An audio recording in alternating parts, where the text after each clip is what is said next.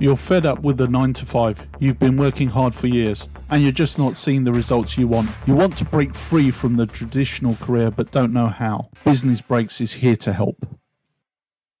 Business Breaks podcast with your hosts, John Byrne and Dante Healy. Today's topic is companies that are too big to fail. Why do they get into this situation? And what can be done about it, if anything? Is this the standard? Is this something that is completely avoidable? Hi, John. Go for it.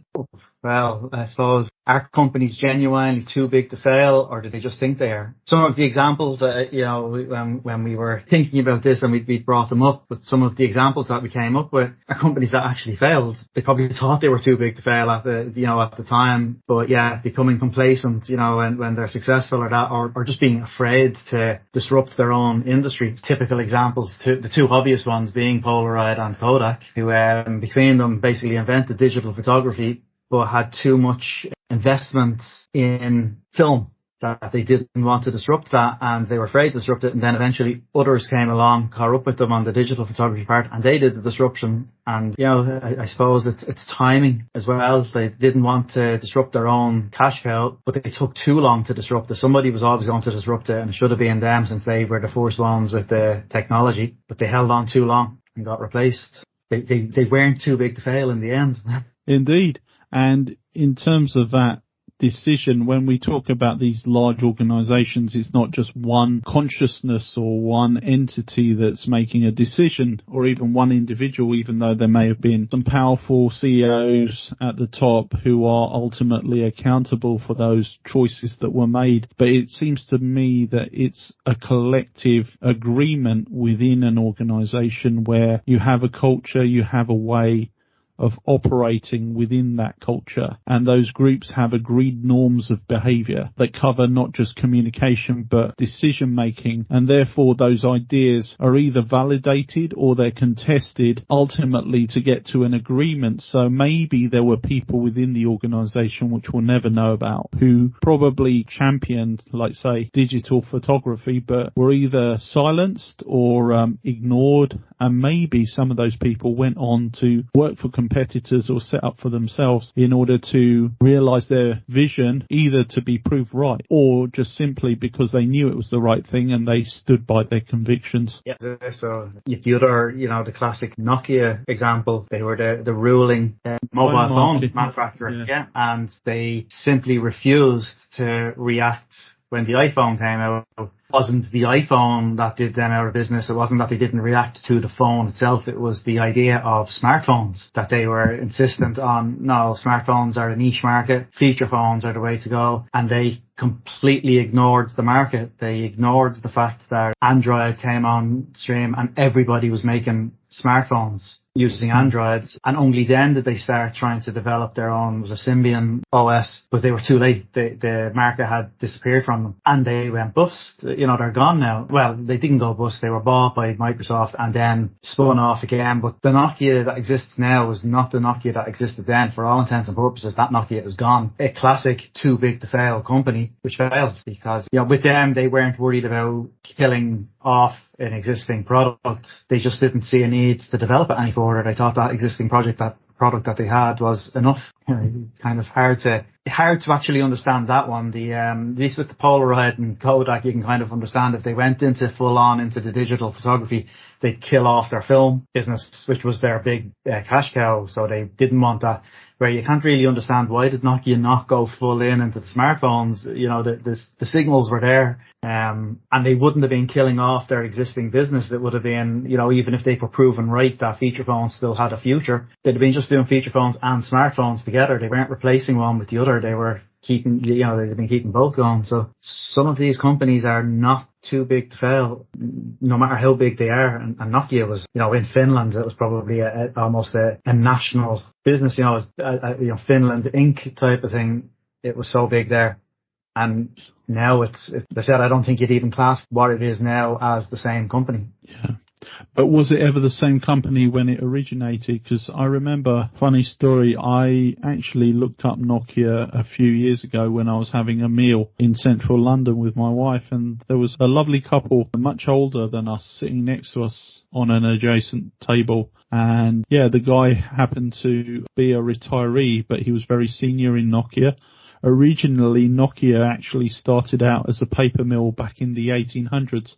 So it's obviously evolved coming from paper, rubber, textiles to telephone, electrical cables, and then eventually wireless. But yeah, it enjoyed a certain amount of success for a while, and then it suddenly disappeared. As you say, it was acquired and wound up and spun off, and the brand is pretty much non-existent, at least in the original smartphone market. But yeah, there was a period when it was starting out where it did have some humble origins, and then it just grew and it evolved, but then somewhere along the line stopped evolving, stopped taking risks, and decided for whatever reason they were going to run the status quo, I presume. They seem to take a conscious decision to no longer innovate. Yeah. That seems, and especially considering, like I said, with the other two examples that we mentioned, for them to have innovated, fear was a big motivator for them not to use digital, because they were going to kill off film, which did happen when digital came. Film went way down and they went bust. They didn't want to, in the argument, they should have been kind of thinking, well, if somebody is going to kill our film business, it should be us, not an outsider. At least we'd be still profiting from it. They didn't, but fear, would have played a big part in that. But I can't see where the fear from Nokia would have been that, they were doing feature phones and they were determined not to move into the smartphone market scene as a niche market. You'd be kind of thinking, well, yeah, but I mean, for what you do for the feature phones, you probably, it's not fear of the smartphone market. You didn't think it was going to become more than a niche, so you don't fear it. But by the same token, you should be in it as an adjacent offering. That you have your revenue groups and revenue circles and all that, and you have your core one, and you'd usually have an adjacent one and something to just, you'd be developing the smartphone stuff. And some of the things on the smartphone then would work their way back into your feature phones. That you'd be innovating your feature phone still, even if that's where you thought your thing was. And it would have meant then when the realization came that, okay, feature phones are no longer wanted by enough people with smartphones, you'd have a smartphone in section that, right, and let's just broaden that, let that take over some of the feature phone assets to manufacture more smartphones, and you'd be ready to go. You'd have the Nokia situation was one I could never understand, even not with hindsight, even when it was happening, that why were they so reluctant to get involved in smartphones at all, given that it's the natural progression for the natural innovation for what they did, what they were good at. That would be, I'd love to know what their thinking was. I'm not aware of anybody from that board ever writing a book to explain themselves, but if they did write a book, I think I'd be buying it to read it just to see what was their thinking. Why did they let the market pass them by so obviously and so easily? It'd be wonderful to get copies of board minutes after a certain period. I think, like say, get 10 years down the road of a company and then allow the board meeting minutes to be in the public domain. There would be some very interesting case studies, I'm sure, in terms of what was decided, why it was decided. But you can also think about when you're looking at the strategy, that's the board's role. They should be future focused. And if you're thinking about, well, Nokia should be in the smartphone market because it's not a massive pivot. They have core capabilities that would be a competitive advantage in that market. That being said, there may be other companies going in there like Samsung's, who actually supplied most of the parts for the iPhone, who would be thinking, well, we're producing the components, most of them. Why don't we just build our own product and just brand it ourselves and then release it? So it's also those competitive forces that are driving really whether Nokia probably thought, should we be going into this area which we're not comfortable with? And again, it's as you say, it's that complacency going back again where people do, for fear of failure, stay in their comfort zone and say, no,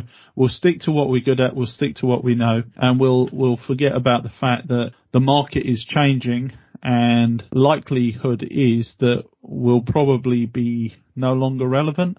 But that's a risk we're going to take because we'll hope that maybe it's just a blip.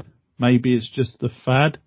And then it's that hope that is probably what kills them, because hope is no strategy for business. That was it. By the time they started reacting, it was too late. They no longer had first mover advantage. They were gone. By then, probably Apple had market share. at least in the premium segment, and then you've got Samsung eating the affordable side of things. And for a large chunk of time, the affordable side was not profitable. I mean, I do recall once, and now it's a good while ago, it's a good few years ago now, but at one stage, Apple were earning 110% of the profits in the business, in the smartphone industry. So they're earning 110%. That means that everybody else is combined is losing 10%, because there's only 100% profit in it, and Apple were earning 110% of it. How can Apple earn 110% of the profit in the industry? Well, because everybody else was losing money. Now I think it's a little bit more, but it's still something ridiculously high. Apple are earning something like 80 to 90% of the profits. And I think Samsung are getting the rest and everybody else is making losses. Well, it's all the related services, because Apple's iPhone isn't just a device. It's a platform for selling other things. True, but for those particular figures, it's specifically the device. It's not taking into account, so it's literally how much you buy the phone for and how much it costs to make it. So what are the profits in the smartphone market? So they're not even, they were taking into account all the services that Apple provide, and that you'd be saying, it's not like what like, because hardly anybody else provides those types of services. But no, those figures were specifically just for the phones, for the hardware. Yeah. And it doesn't include their extortionate Apple Care warranty, I presume, or? Not as far as I know. No, it was purely for the hardware. So it was, because it was like what like, it was they're the profits in the smartphone industry that everybody can, compete with, and that was it. So yeah, there was no profits in it, outside of Apple for a long time. And even now, I think only Samsung were making profits beyond Apple, and they weren't making anywhere near as much profits. Apple was letting them have all the market share, but Apple was taking up all the profits. 80-20, we kind of have discussed 80-20 before, something like that. Apple had 20% market share, but were taking 80% of the profits and letting Samsung and the rest of them have 80% market share, but they can only have 20% of the profits, and Apple are more than happy to do that. Yeah, because they don't want that 80% unprofitable market share. You imagine the most awkward customers, the moaners, the complainers, the people who nibble at discounts. They only want it when it's really cheap, and they complain if it doesn't work at the same level as a premium device, but then not willing to pay for that premium quality, shall we say, potentially. I think. And if you get customers like that, too many of the wrong customers will destroy your business as well. Yeah. And I think that might have been a little bit of Nokia's thing as well, that they've seen smartphones as a niche market. Yes, a high profitability niche market, but they were looking for the market share. Yeah. And they ended up with the market share that there was no profit in. And then that market share actually disappeared because everybody that was in it moved to looking for smartphones, which Nokia weren't doing. So then they reacted and tried to come up with them. But at that stage, everybody and their uncle were doing smartphones because they were using Android. So you had Apple with their iOS or iPhone OS, I think it was at that time still. Yeah. And then everybody else was able to use Android and did it. And Android was, it was a knockoff of iOS, but it was a really good knockoff, and it was much better than what Nokia were doing with Symbian. They partnership with Microsoft that didn't quite get off the ground for whatever reason. Maybe the Windows Phone OS was not particularly good. That when they partnered with, or whatever it was called, I think it was Microsoft. I don't think it was Microsoft Phone. I think it was Windows, whatever they actually called it. I can't remember. But their operating system for phones were never great. Mm-hmm. The only thing I will say this for Microsoft, not a huge fan of their operating systems and that, but the one thing they did try with their operating system was they tried something different. Whereas Android, became a blatant rip-off of, initially when you look at the original Android depictions, they were a knockoff of BlackBerry. Mm-hmm. And then when the iPhone came out and they realized, BlackBerry's time is up, they knocked off the iOS. And now they do small differences and they try to, come up with gimmicks and whatever to do it. But it is clearly based on the iPhone OS. Originally, it's forked at this stage, and they're two separate things, but still you can see the clear influence on it, whereas the Microsoft's phone OS, it was unique looking. They did not try to, which was unusual for them considering how much Windows for PC knocked off the Mac OS. you're kind of thinking that would be their natural thing, but they didn't. They tried to come up with a brand new one and it flopped badly. But, at least they tried something different. They didn't just, I suppose they were too late to try and copy Apple because Android had already done that, so they couldn't copy the copy. They had to try and come up with something unique. But, couldn't they just have launched on Android as well, like all the other OEMs? I think that's what Nokia have done. They are kind of making a few smartphones back again, and it's on Android OS. And I think, and actually Microsoft have done the same thing effectively, because they did a big thing to get their Windows operating system to work well with Android apps, so that you could use your Android app on Windows. Kind of the same way Apple now with the new M1 chips are letting you use your iPad and iPhone apps on the Mac OS. But, so they are kind of, but again, a bit too late now for Nokia. They never really claimed that their place was taken by Samsung, effectively. Yeah. Samsung is now holds that place that they had, the big manufacturer that everybody knows of. Apple are still in that premium space, whereas Samsung have taken over what Nokia did have, that space. Yeah. And I think, you've got two classic strategies. One is the niche for the high margin business, and the other one is just scale. And that's when market share makes sense. Assuming, again, that your market that you have market share in is a profitable market. And Samsung have it. What Apple are leaving on the table, Samsung are picking up. The other companies are still all fighting for loss-making market share. Yeah. Samsung have picked up the scraps that Apple have left on the table. So, exactly. And again, when you talk about too big to fail, there's companies, and then a lot of these global multinational companies are bigger than countries' whole GDP. But then you think about massive countries, massive whole economies.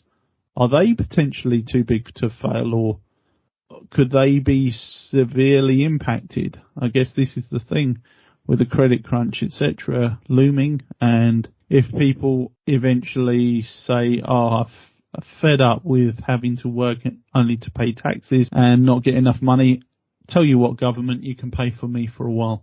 Even if it's low, even if it's, shall we say, not really worth a living wage, for me, it's probably better than working only to give the money back to you guys. So, let me take it and you support me, and then see what happens if it collapses. That's it. I mean, nothing I don't think is too big to fail, because the classic example being the UK. I mean, in the middle of the last century, it still had its huge empire. It was, it was a world power heading in just before World War II. It was a big, not quite superpower, but it was one of the biggest regional powers just behind the US and the Soviet Union and that. And then by the time the late 60s came along, going into the early 70s, it was literally a bankrupt backwater on the edge of Europe, relying on an IMF bailout to keep it going, and looking, effectively making 3 attempts, succeeded on the third time, to try and join what was the EEC at